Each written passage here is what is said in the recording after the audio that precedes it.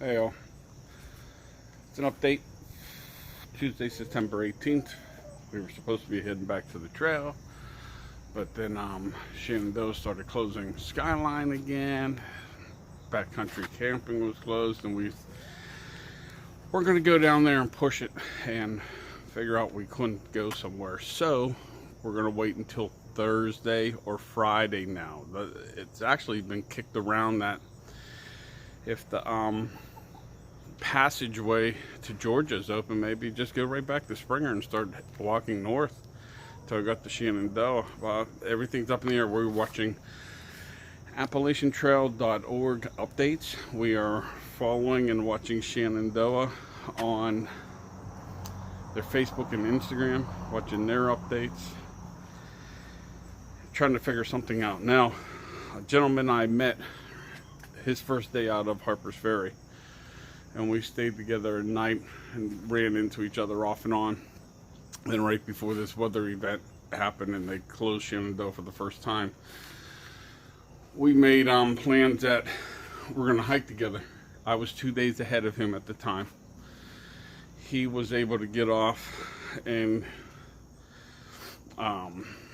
the trail. I had to come home. I just can't afford it. If I have to get off and stay somewhere for a couple days because of weather, my hike's over. It's just it's not in the cards. I don't have that money. So then we decided, yeah, we're gonna hike together.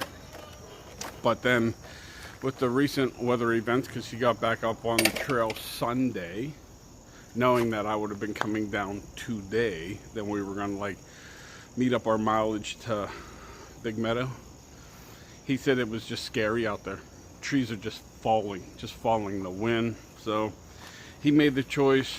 Mark, aka Indy, got off the trail. It just wasn't his year, he said. The weather events were just stopping him. He couldn't do it.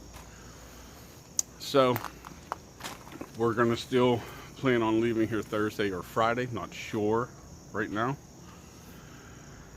Not sure if we're going to Virginia or if we're going to Georgia. Yeah, the reason I'm wearing my buff here today is somebody's made a comment about maybe you should wear a buff, keep it wetted down. I do have buffs. I'm going to wear it, especially since some of the states down south are going into a hunting season.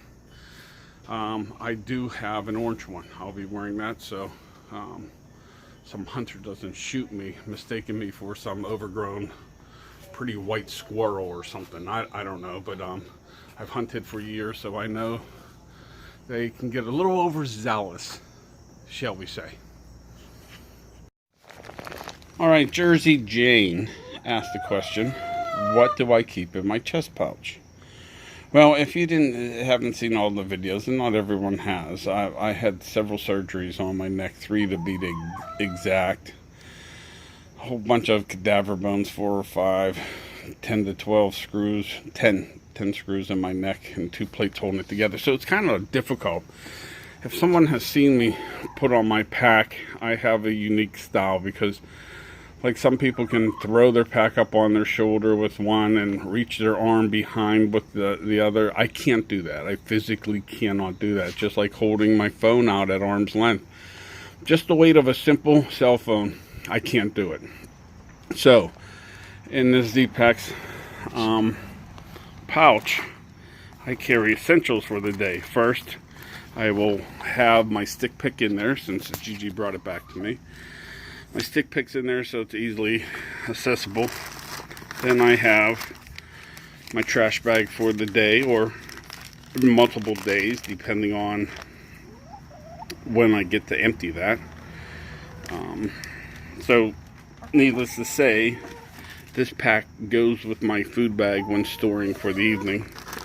Then my snack bag, because I won't sit down to eat for lunch unless I really need to air out my feet and I have to take my pack off. Otherwise, I just pick my M&Ms there, some Sour Patch Kids, some Nature Valley bars, whatever I have, my picking and snacking for the day.